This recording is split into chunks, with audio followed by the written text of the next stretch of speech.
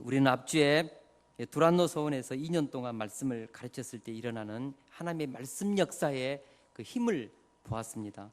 20절에 보니까 주의 말씀이 힘이 있어 흥왕하여 세력을 얻으니라고 표현했습니다. 하나님의 말씀은 힘이 있어서 세력을 형성합니다. 세력이 있다는 것은 영향력과 어떤 통치할 수 있는 능력이 있다는 것입니다. 말씀이 그런 힘이 있고 세력을 가지고 통치하고 다스리고 새 역사를 이루는 것입니다. 하나님의 말씀이 역사하는 곳에, 가르쳐지는 곳에 에베소와 그 인근 지방에 엄청난 부흥이 일어났습니다. 우리가 아는 것처럼 에베소 지방에 말씀이 세력을 얻어 역사하니까 그 허탄한 미신을 조장하는 마술책을 불살라 버렸습니다. 은 5만에 해당되는 약 27억 원이 넘는 책들이 불살라졌습니다. 그리고 에베소 그 지역을 근방에 드는 모든 도시가 개척되었습니다. 서머나, 도아디라, 빌라델비아, 라오디게아, 사데 이런 교회들이 개척이 되었습니다. 뿐만 아니고 골로새 교회도 이때 개척되었다고 했습니다. 또한 바울 사도가 썼던 앞치마와 손수건을 병자들에게 얹으면 병이 고침받고 귀신 들린 자에게 그 앞치마 손수건을 올리면 귀신이 떠나가는 그런 일도 나타났습니다. 하나님의 말씀이 세력을 얻으니까 이런 일들이 일어나는 것입니다. 우리가 히브리서 4장 12절에 보니까 하나님의 말씀은 살아서 운동력이 있다고 했습니다. 활력이 있다고 했습니다. 그래서 좌우의 날선 어떤 검보다도 예리하여 혼과 영과 관절과 골수를 찔러 쪼개는 역사가 있다고 했습니다. 여러분, 하나님의 말씀은 살아서 좌우의 날선 검보다 예리하여 사람을 바꾸고 변화시키고 몸도 치유하고 역사를 바꾸고 사회를 바꾸고 문화를 바꾸고 그 시대의 흐름을 바꿀 수 있는 힘이 하나님의 말씀에 있다는 것을 믿을 수 있기를 축원합니다. 기독교는 말씀의 종교입니다. 말씀이 살아날 때 교회는 부흥합니다. 말씀이 죽으면 교회도 죽습니다. 성도들의 신앙이 가장 활활 타오를 때가 언제입니까? 하나님의 말씀이 우리 심령에 살아 역사할 때입니다. 여러분, 2015년 우리 교회의 표가 날마다 큐티하여 새아침 새날 새 인생을 열자고 했지 않습니까? 좌우간 말씀이 우리 삶 가운데 살아 역사해야 합니다. 그래야 인생의 혁명이 일어나고 변화가 일어나고 새로운 축복의 문이 열리는 것입니다. 우리 예수님께서 천지가 없어지기 전에는 율법의 1.1획도 결코 없어지지 아니하고 다 이루리라고 말씀하셨습니다. 천지는 없어집니다. 그러나 하나님의 말씀은 영원토록 존재하면서 말씀이 계시하고 있는 뜻과 계획과 앞으로 이룰 모든 그런 약속된 것이 이루어지는 것입니다. 말씀은 이루는 힘이 있습니다. 할렐루야. 17, 18세기 계몽주의를 대표하던 볼테르가 그런 말을 했다고 그래요. 100년이 지나면 성경은 사라질 것이다. 큰 소리를 쳤습니다. 그런데 그가 죽고 난 뒤 그가 살던 집에는 성경을 보급하는 프랑스 성서 공회가 들어섰고 볼테르가 없어질 것이라고 호언장담했던 성경이 그 집에 산더미처럼 쌓였다고 했습니다. 나중에 볼테르가 죽어가면서요 그랬다고 그래요. 의사를 붙잡고, 의사 선생님 6개월만 내 생명을 좀 연장시켜 주시오. 그러면 내 재산의 절반을 당신에게 드리겠어. 이때 볼테르의 주치의가 그렇게 대답했다고 합니다. 당신 내 의료 실력으로는 당신 살릴 수 없어. 당신은 앞으로 정말 6주 살기가 힘들요. 결국 볼테르는 죽는 그 순간에 극도로 불안해하면서 나는 지옥에 가노라 발광을 하면서 죽었다는 것입니다. 여러분, 이것이 바로 하나님을 떠난 말씀을 버리고 인간의 사상과 이성을 붙잡고 사는 사람들의 종말의 삶인 것입니다. 인간의 사상과 철학은 지식을 주고 이성을 깨우는 데까지만 도와줍니다. 그러나 근본적인 인생의 문제를 해결하지 못합니다. 그러나 하나님의 말씀은 우리에게 생명과 평안과 죄와 사망의 권세를 깨고 승리를 줄 수 있는 능력의 힘인 것입니다. 21절을 우리 다 같이 한번 읽겠습니다. 21절 말씀입니다. 우리 같이 한번 읽겠습니다. 시작. 이 일이 있은 후에 바울이 마게도냐와 아가야를 거쳐 예루살렘에 가기로 작정하여 이르되 내가 갔다가 후에 로마도 보아야 하리라 하고. 아멘. 여기서 보면은 이 일 후에라고 했지 않습니까? 이 일이 있은 후에, 이게 무엇을 지칭하죠? 이 일이 있은 후에, 바로 20절에 나타난 말씀이 흥황의 세력을 형성하여 에베소와 그 인근 지역에 거대한 말씀의 어떤 말씀으로 인하여서 변화와 새로운 어떤 소용돌이를 일으키는 그 후회라는 그런 뜻입니다. 바울 사도는 에베소에서 엄청난 말씀의 부흥을 경험한 후에 새로운 비전에 사로잡힌 것입니다. 그것은 마게도냐와 아가야를 거쳐서 고린도를 통해서 예루살렘에서 3차 선교 여행을 보고하고 로마도 보아야 하리라는 비전을 가졌습니다. 여러분, 바울이 3차 전도 여행을 마치는 그 시점에서 로마도 보아야 하리라는 비전을 가졌습니다. 바울이 왜 로마로 가기를 원했을까요? 우리 로마서 15장 22절에서 24절을 한번 보겠습니다. 우리 같이 한번 읽어볼까요? 시작. 그러므로 또한 내가 너희에게 가려 하던 것이 여러 번 막혔더니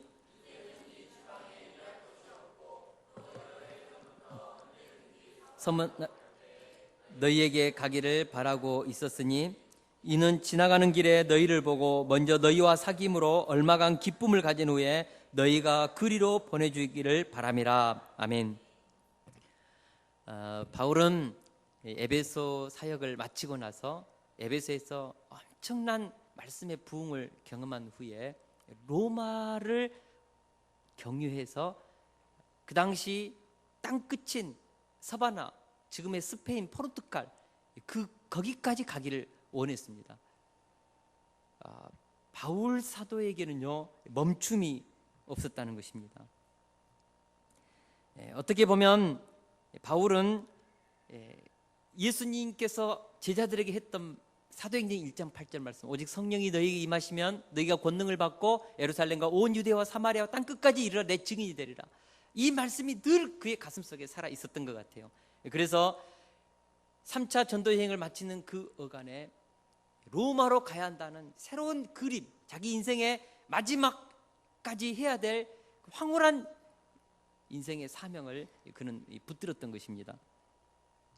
어떻게 보면 3차 전도 여행이 끝나는 그 시점이 바울의 인생에 있어서 50대 후반으로 보거든요. 성서학자들은 50대 후반, 그러면 그 당시 평균 나이가 한 60세 정도였으니까 오늘날 평균 나이가 한 70대 후반에서 80대 정도 되지 않습니까? 그럼 오늘날 나이로 계산하면 바울의 나이가요 한 60대 후반에서 70대 정도 된다고 우리가 봐야 됩니다.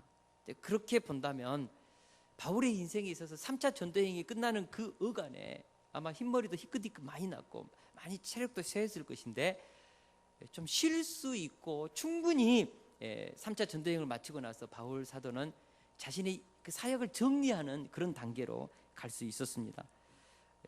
고향 다소에 내려가서 저 푸른 초원 위에 그림 같은 집을 짓고 정말 님과 함께 그렇게 이제 노년을 보낸다고 해서 누가 바울을 흉보겠습니까?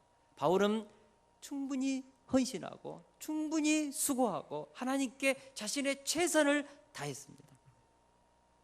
그의 나이 이제 60을 바라보는 그 나이에 바울이 좀 안식년 갖고 쉰다고 해가지고 누가 바울을 향하여 돌 던지겠습니까? 주님도 바울을 향하여서 바울아, 너 정말 고생 많이 했다. 얼마나 고생했니? 그동안에 막 돌에 맞아 죽을 뻔도 하고 강도의 위협도, 동족의 살해 위협도 당하고 태장으로 매를 정말 맞기도 하고 그는 말할 수 없는 그런 헐벗고 굶주리고 추위에 떨는 그런 고생을 했습니다. 제가 40대를 이렇게 40대 후반을 탁 이렇게 가다 보니까요, 제 나름대로요 굉장히 그 인생을 살아가는 자세가 바뀌는 것을 보았습니다. 20대, 30대 때는 도전하고 개척하고 모험하고 이상을 가지고 막 전 세계를 휘젓고 다니고 싶은 그런 열망에 사로잡혔어요. 근데 자녀들이 크고 아이들이 이제 학교에 가고 그동안에 개척하면서 쌓았던 열매를 이렇게 탁 거두게 되는 쯤에 딱 다다르니까요, 인생이 모험하고 개척하는 대신에 자기가 지금까지 도전했던 것을 지키고 보호하려는 그 수성하는 쪽으로 삶이 뒤바뀌는 것을 보게 됩니다. 어찌하든지 현실에 기반을 두고 새로운 일을 이렇게 도전할 때는 어떻게 하면 실수하지 않고, 이제 예를 들어서 실패하고 망한다면은 언제 이것을 이렇게 좀 할 수 있겠습니까?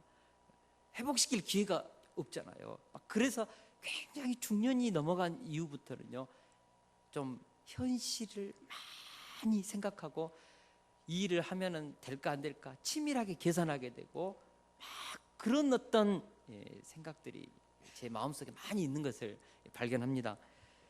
확실히 그렇습니다. 이런 말이 있습니다. 어리석은 사람은 과거에 살고 평범한 사람은 현재에 살지만 비범한 사람은 미래에 산다. 대개 나이가 들면요, 이제는 과거에 묻혀 살고 현실에 안주하는 경향이 굉장히 강합니다. 여러분, 나이 든 사람 보십시오. 맨 했던 것이 자식 얘기, 손자 얘기, 과거에 성공한 얘기, 화려하게 어디 여행 다녔던 얘기. 특별히 우리 형제님들은 정말 그 군대 그 짧은 세월 동안 겪었던 그 군대 얘기, 정말 군대 안 간 사람 참 애매해요. 정말 그런 얘기하면 좀 핍박받아요. 자매들은 뭐 합니까? 출산했을 때 당했던 그 아픔과 고난, 남편들한테 그 얘기하면 꼼짝 못 하잖아요. 정말 고생 많이 했어요. 정말 선희 씨 고생했어요. 또 우리 정말 어머니들 너무 수고했어요. 정말 그 고통 그저 자랑하고 싶지요. 많은 사람들이 그렇습니다. 나이가 들수록 미래의 삶을 살기보다는 과거의 추억을 회상하면서 살아가는 것이 사람들의 일반적인 정서라는 것입니다. 그런데 오늘 본문에 보니까 바울은 60을 바라보는 그 나이에 과거를 얘기하지 않고 미래에 자신이 해야 될 로마도 보아야 하리라는 그 하나님이 보이신 그 비전을 향하여 나아갔다는 것, 이것이 굉장히 저의 가슴을 정말 때리는 것입니다. 여러분, 바울이 얼마나 자랑할 거리가 많았습니까? 고린도후서 12장에 보니까 그는 3층전, 지금으로 보면은 그의 영혼이 몸으로부터 이탈해 가지고 3층전 하나님의 그 보여주신 천국을 다 보고 왔습니다. 간증거리지 않았습니까? 바울이 살면서 얼마나 큰 기적을 경험했습니까? 손수건을 얹어도 귀신이 떠나가고 병자가 나았던 그런 기적을 얼마나 많이 체험했습니까? 바울이 얼마나 많은 교회를 개척했습니까? 바울이 얼마나 자랑할 거리가 많이 있습니까? 열매가 얼마나 많습니까? 바울이 자랑하기 시작하면요, 아무리 막 서울대 나오고 자기 옛날에 막 성공했던 화려한 얘기해도요, 바울이 얘기하기 시작하면 입을 꾹 다물어야 돼요. 바울은 진짜 자랑할 거리가 많습니다. 그럼에도 불구하고 바울은 자신이 인생에 있어서 과거를, 자신이 행했던 그 열매를 자랑하지 않았습니다. 물론 과거에 우리가 하나님이 행했던 일들에 대해서는 우리가 그런 간증은 해야 된다고 봐요. 하나님 내게 이루신 그 은혜, 이건 우리가 간증하면서 서로 은혜를 나눠야죠. 그러나 그것이 자랑이 되고 그것을 가지고 내 삶, 현실과 미래 지향적인 삶보다는 안주하려는 경향에서 과거를 자랑한다면 그건 참 못난 인생인 것입니다. 여러분, 우리가 바울처럼 과거 지향적인 삶, 현실의 안주형의 삶에서 로마도 보아야 하리라는 비전 중심, 미래 지향적인 삶으로 나가야 된다고 믿습니다. 이 땅의 것은요, 다 부패합니다. 썩어집니다. 하나도 남지 않습니다. 주님이 재림하시면요, 이 땅에 쌓아놓은 바벨탑 한순간에 다 무너집니다. 그리고 새하늘 새 땅이 와야 합니다. 여러분, 우리는 새하늘 새 땅을 바라보면서 우리는 천국의 산소망을 가지고 살아가는 우리는 천국 백성들인 것입니다. 천국 백성들은 미래지향적인 인생을 살아야 한다고 믿습니다. 바울 사도가 어떻게 이런 미래지향적인 인생을 살 수 있었는가? 21절에 보니까 예루살렘에 가기로 작정하여라는 말이 나오는데, 여기서 작정하여의 헬라어는 에데토 엔토 푸뉴마티입니다. 다시 말하면 성령 안에서 결정하다는 뜻입니다. 다시 말해서 바울 사도가 자신의 사사로운 야망에 이끌려 로마도 보아야 한다고 말했던 것이 아닙니다. 바울 자신의 인간적인 계획의 산물이 아니었던 것입니다. 바울이 성령 충만해서 성령에 이끌려서 하나님이 로마도 보아야 한다는 새로운 바울의 인생의 후반전의 그림을 하나님이 보여주셨다는 것입니다. 여러분, 바울 사도는요, 에베소에서 로마도 보아야 하리라는 환상을 성령님으로부터 받았습니다. 하나님이 바울 사도에게 비전을 보여주신 것입니다. 바로 이것이 성령 충만함이 가져다주는 삶의 열매인 것입니다. 우리는 여기서 인간의 힘으로 사는 것과 성령에 이끌려 살아가는 삶의 차이점을 명확하게 보는 것입니다. 성령에 사로잡힌 사람은 편협한 눈으로 살지 않습니다. 인간적인 관점으로 살지 않습니다. 세상적인 가치관으로 살지 않습니다. 우리는 하나님이 우리에게 주시는 새로운 영적인 가치관, 성경의 진리의 말씀이 가르쳐진 그 기준을 가지고 우리는 미래를 준비하고 미래를 향하여 달려가는 것입니다. 하나님은 성령에 붙들려 사는 사람들에게 끝없이 새로운 인생의 목표와 비전을 보여주십니다. 75세 된 아브라함에게 하나님은 나타나셔서 아브라함에게 비전을 보여주셨습니다. 내가 너로 큰 민족을 이루고 내게 복을 주어 내 이름을 창대케 하리니 너는 복의 근원이 될지라. 내가 너를 통하여서 큰 민족을 이루고 내가 너를 통하여서 천한 만민이 복을 받는 복의 통로로 너희 인생을 복덩어리로 복의 기준으로 내가 세우겠다. 이것이 아브라함의 인생을 바꾼 것입니다. 위대한 인생을 살게 하는 비전이었습니다.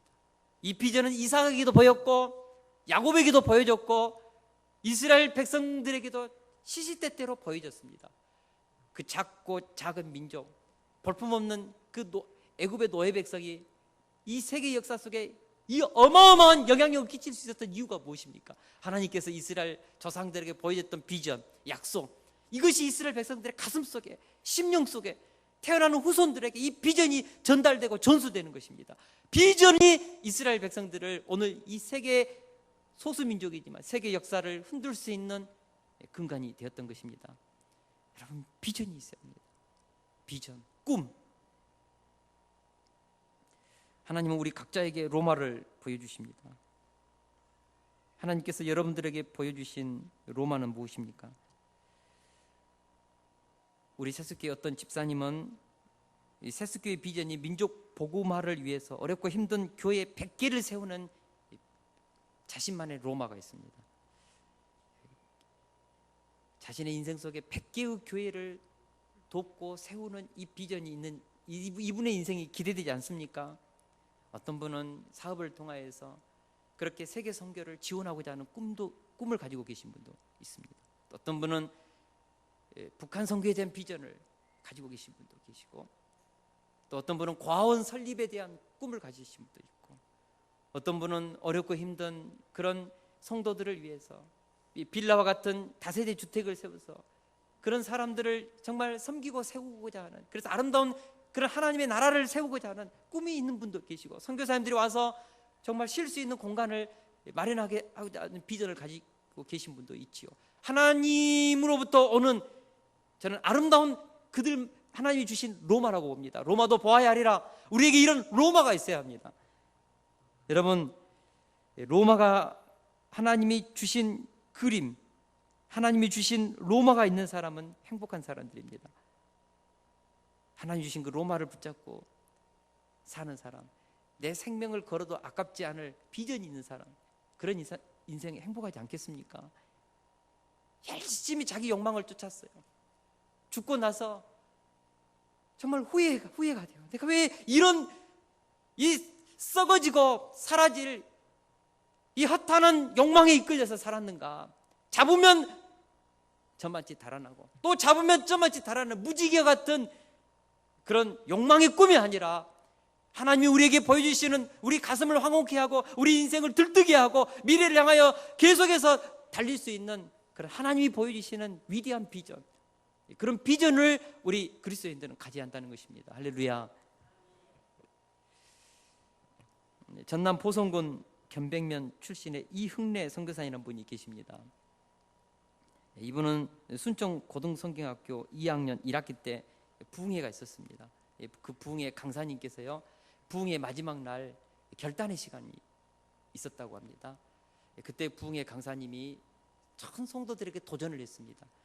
이 성도들 가운데 5만 명, 앞으로 인생을 사는 5만 명 전도할 사람 한번 일어나 보라고. 아무도 일어나지 않았습니다. 잠시 후에 4만 명, 3만 명, 2만 명, 아무도 일어나지 않았습니다. 자신의 인생에서 1만 명 영혼을 전도하고자 하는 그런 불타는 비전이 있는 분 일어서라고. 이때 이흥래라는 한 청년이 벌떡 일어났습니다. 이때 부흥회 강사 목사님 앞으로 나오라겠습니다. 그리고 많은 성도들이 보는 앞에서 손에 안수를 하고 하나님께서 이 청년을 1만 명의 영혼을 살리는 일에 사용해 달라고 축복 기도했습니다. 그리고 온 그 집회에 참석했던 성도들이 이 청년을 위해서 기도했습니다. 그때부터 이흥래라는 이 청년의 인생이 뒤바뀌기 시작합니다. 1만 명의 영혼을 내 생애 가운데 이제 내가 하나님 앞에 전도해야겠다. 자나깨나 이것에 대한 부담감, 짓누름, 그리고 이 일을 위해서 살아야겠다는 그 불타는 가슴. 군대 갔습니다. 군대에서도 그렇게 가방끈이 길지 않았습니다. 그럼에도 불구하고 군대 가가지고 열심히 그 책자들 읽고 군대에서 1만 통의 편지를 썼대요. 사람들한테, 각 지역의 유지들한테. 자기가 어떻게 앞으로 1만 명의 영혼을 전도하는데 어떻게 하면 좋겠냐고 물어보고, 어떤 사업을 해서 하면 좋겠냐고 물어보고, 전역하는 날 1700명이나 되는 그 전역 자기 동기들 기차칸에서 사가지고, 요즘에는 그 뭐죠, 그 서로 그 명함을 나누면 되는데 일일이 서로 인사하면서 나는 이런 비전을 가지고 있는데 우리 사회 나가면 서로 돕자고, 서로 인맥을 만들고, 그 전역하는 날 700명의 사람들하고 서로 이렇게 주소를 받고 편지 전화번호를 서로 나눴대요. 왜 그랬습니까? 그의 가슴속에 1만 명의 영혼을 살려야겠다는 이 한 가지가 그의 인생을 이렇게 처절하게 도전하게 하는 것입니다. 안주하지 않게 하고, 결국 이분이 나가서 스테인레스 회사를 차렸는데 아주 대박을 쳤습니다. 군대에서부터 준비한 사업이었습니다. 1만 명의 편지를 보냈던 사람들이 그날 축복해주고 그 인맥을 가지고 했는데 사원이 200명이나 되는 큰 사업으로 발전했습니다. 그러나 그 사람의 생각은 오로지 하나입니다. 어떻게 하든지 1만 명의 영혼을 내가 구원해야겠다. 그래서 어느 정도 사업이 궤도로 오르니까 자기 동생한테 사업 맡기고, 자기는 그 영화 있지 않습니까? 그 영사기 돌려가면서 온 시골 벽지를 돌아 전도했습니다. 그래서 1000명의 영혼들을 결신시켰습니다. 그래도 가슴은 허무한 거예요. 이들이 과연 예수님의 제자가 되겠는가? 그리고 장로가 되었고, 또 장로의 신학교에 들어가가지고 목사 고시까지 합격했는데 안수를 안 받았습니다. 왜냐 그러면 1만 명의 영혼을 하나님 앞에 해야 되는데 목회자가 되는 것보다 평신도로서 전도하는 것이 더 낫다는 확신 때문에 장로가 되었습니다. 그러면서도 이 부담감을 떨치지 못하고 51때에 마침내 1991년에 러시아 선교사로 자원해가지고 떠납니다. 왜요? 1만 명의 영혼에 대한 그 구원해야겠다는 그 열정 때문에. 그래서 모스크바에 가가지고요, 이분이요 하나님 앞에 기도하면서 모스크바 장로의 신학대학교를 세웁니다. 그리고 러시아에 있는 학생들을 모집합니다. 그렇게 해서 92년대에는 자기가 러시아에서 앞으로 10년 후에 100개의 교회를 세우고 1만 명의 영혼을 인도하겠다고 하나님 앞에 선포하고 도전했습니다. 우리 통합측의 유명한 일화입니다. 14년이 흘렀는데요, 106개 교회가 개척되고 15,037명이 그 자기가 길러냈던 제자들이 세운 교회에 이렇게, 그래서 한 러시아의 장로교 교단이 세워졌습니다. 이흥래라는 한 사람의 비전을 통하여서 러시아라는 그 땅에 장로교 교단이 세워지고 신학교가 세워지고 지금은 그 사역이 더 엄청나게 늘어났습니다. 저는 호신대 다닐 때 자꾸 모스크바의 장로의 신학교의 교수님들이 그 학기마다 가서 이렇게 강의를 해요. 저는 러시아에도 우리 통합적 신학교가 있는가? 나중에 보니까 이흥래 선교사님의 이야기였습니다. 이분의 이야기. 그분은 지금 타계했지만 그 비전 1만 명의 영혼을 구원한다는 그 이흥래 선교사님의 자신만의 그 로마가 그분의 인생을 위대하게 한 것입니다. 여러분, 우리에게 로마가 있어야 합니다. 우리 세숫교회도 이런 로마가 있습니다. 민족 복음화와 세계 선교, 다음 세대를 역사의 주역으로 세우고자 하는 우리 세숫교회 로마가 있습니다. 200억의 장학재단을 세우는 꿈이 있습니다. 우리 민족 복음화를 위해서 매년마다 농어촌 교회를 돕고 있습니다. 올해도 도울 것입니다. 우리는 또 선교사님을 파송했습니다. 우리 키르기스탄의 이군사 선교사님, 문편지 선교사님, 그리고 그 가족을 파송했습니다. 우리가 지금 후원하고 있고 계속해서 지금 그 키르기스탄의 550만의 영혼들을 우리가 지금 돕고 있지 않습니까? 태국의 윤경도 윤영훈 선교사님, 필리핀의 정영선 선교사님, 러시아 인기시에 우리 김다니엘 청년이 가 있지 않습니까? 우리 교회 작은 교회입니다. 매월 우리 교회에서 110만 원의 선교 헌금이 지출되고 있습니다. 올해도 농어촌 교회를 위해서 500만 원의 우리가 또 이 헌금을 우리가 지금 예산을 짜놨습니다. 우리는 작은 교회입니다. 우리가 왜 이런 일들을 하는 것입니까? 왜 이런 일들을 하는 것입니까? 우리에게 민족 복음화와 세계 선교에 대한 비전이 있기 때문에, 우리의 로마가 있기 때문에 이 일을 하는 것입니다. 앞으로 200억 장학재단도 하나님의 뜻이 우리의 가슴속에 불탄다면 하나님이 저는 하시리라고 믿습니다. 1000명대 교회도 많고 10,000명대 교회도 있고 10만 명대 되는 교회도 있어요. 그러나 하나님 앞에 진심으로 하나님으로부터 받은 그 비전, 그 로마를 가슴에 품고 기도한다면 하나님께서 우리를 쓰실 것이라고 저는 믿습니다. 여러분, 하나님이 역사의 키를 잡고 있고 돈줄을 하나님이 붙잡고 있고 지혜의 모든 키를 하나님이 가지고 계시는 것입니다. 하나님이 가지고 계시는 이 어마어마한 능력, 돈, 지혜, 능력, 사람들을 누구에게 붙여주시겠냐고요. 하나님이 보여주신 비전을 가진 사람에게 하나님이 그것 주시지 않겠습니까?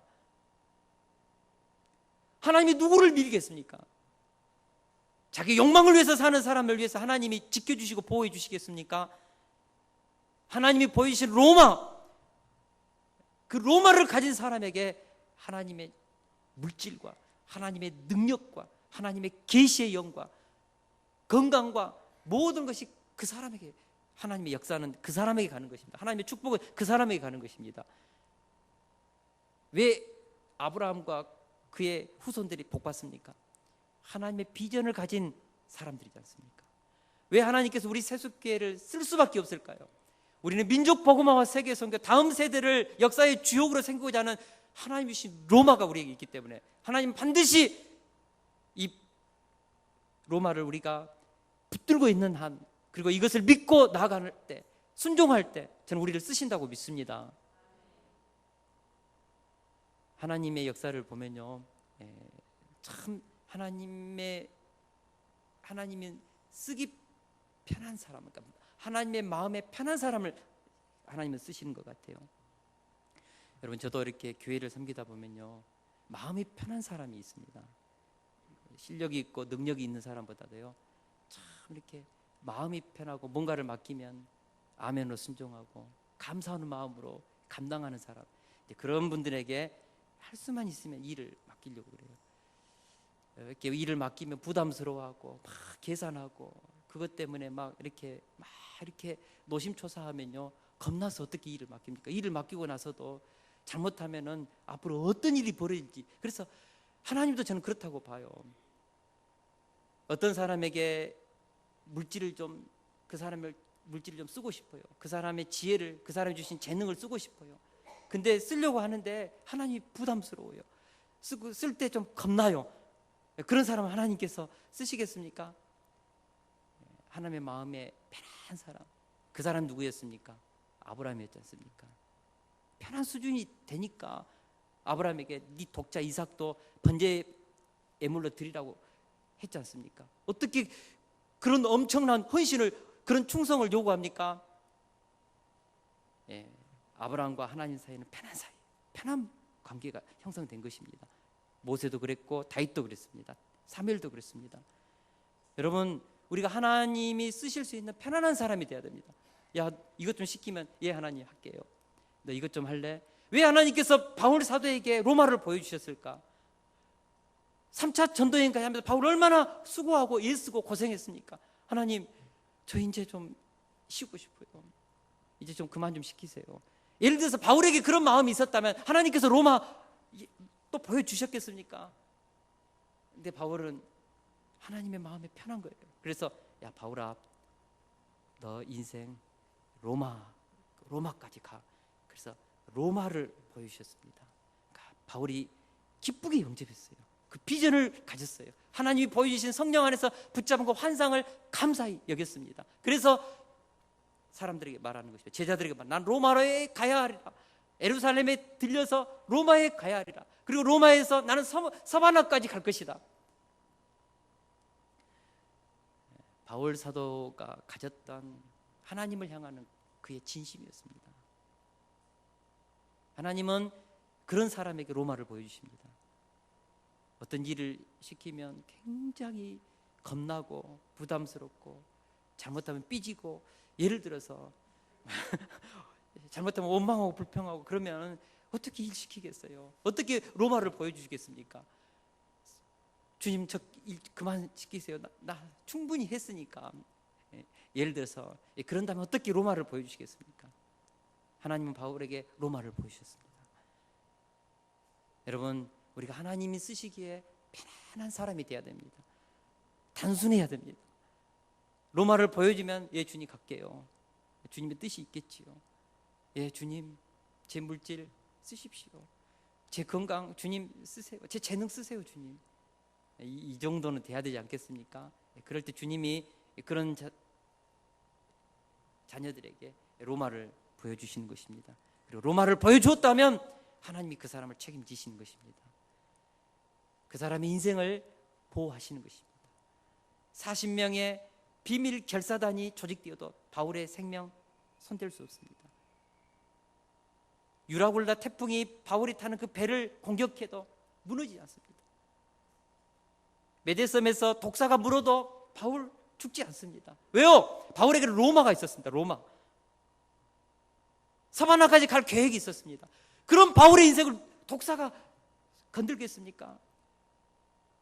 유대인들의 40명의 결사단이 금식하면서 바울을 죽이겠다고 한들 바울의 생명을 해줄 수 있겠습니까? 로마가 있는데요. 로마. 여러분, 로마가 있어야 합니다. 우리에게 로마. 우리 교회도 로마가 있어야 합니다. 여러분들의 인생 가운데 로마가 있어야 합니다. 로마가 있는 사람은 그 사람 생명 터치 못합니다. 그 사람이 그 로마를 가지고 사업할 때 누가 그 사업을 손댑니까? 무너뜨립니까? 손 못 대요. 질병이 그 사람을 무너뜨리지 못합니다. 로마가 있어야 합니다. 로마. 할렐루야. 그래서 우리 미래지향적인 인생을 삽시다. 그리고 하나님 우리에게 주시는 그 비전을 가지고 우리 나아갑시다. 바울의 인생을 쓰신 하나님, 그리고 보호하셔서 비록 쇠고랑을 찾지만 그것이 최선의 그 시대에 바울을 안전하게 로마까지 하는 하나님의 방법이었습니다. 제수의 몸으로 쇠고랑 차고 로마에 가게 하신 분. 비록 그럴지라도 로마를 보여주신 하나님께 감사하면서 끝까지 그 길을 갔던 바울.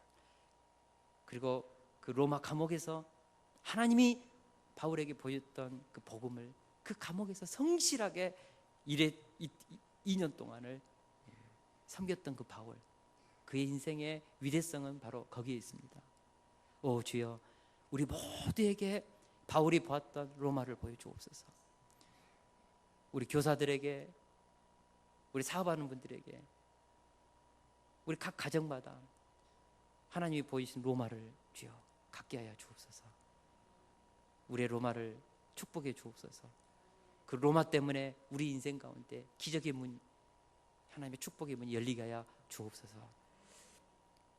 기도합시다.